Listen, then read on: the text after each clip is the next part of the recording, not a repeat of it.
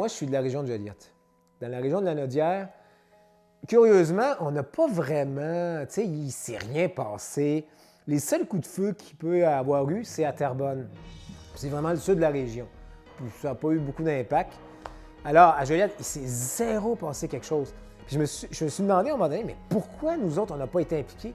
Ben, ça se fait, il n'y avait pas des patriotes à Joliette. Comment ça se fait que ce mouvement-là, qui était, tu sais, dans le fond, était surtout concentré dans la région de la vallée du Richelieu, puis dans le comté des Deux-Montagnes, Montréal, pourquoi il n'y a rien eu dans la Nodière? Ben, en tout cas, ça ne s'appelait pas la Nodière, évidemment, à l'époque, mais pourquoi?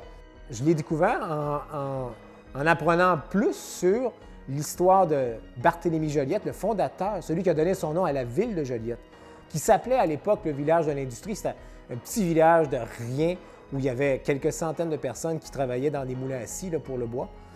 Et donc, ça, c'est 1823, je pense, la fondation de Joliette, bien, de la ville, de l'industrie. Ce qu'il va faire, c'est que c'est un petit notaire de province qui va, dans sa jeunesse, marier Marie-Charlotte Tharieux de la Nodière.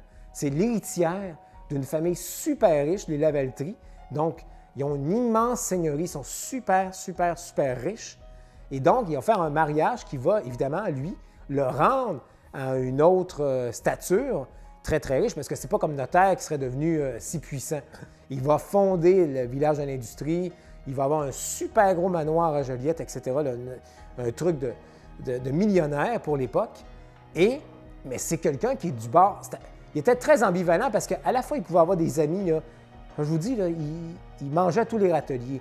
Il pouvait être ami avec Papineau, avec Jacques Vigée, le maire de Montréal, mais à la fois, c'était aussi un homme soumis au pouvoir anglais. Tellement que c'est lui qui va empêcher justement que ça se développe parce que n'ayant pas de leader fort dans la région de la Nodière, c'est pour ça qu'il n'y a pas eu de vrai combat. Pour ça qu'il n'y a pas eu de révolte. Il y a eu quelques jeunes qui ont essayé d'aller aider les autres patriotes à Saint-Eustache, mais ils vont être rattrapés vite par des plus vieux. Là.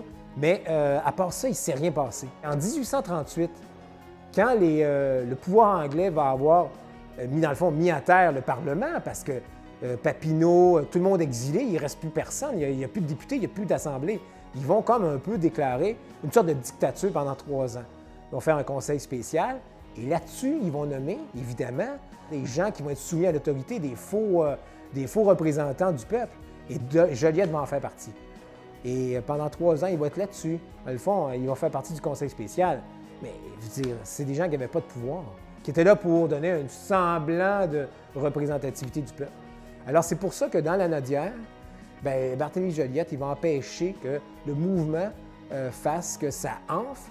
Et c'est aussi une autre raison de la défaite des Patriotes. Si tout le monde s'était révolté, bien, la force du nombre, hein?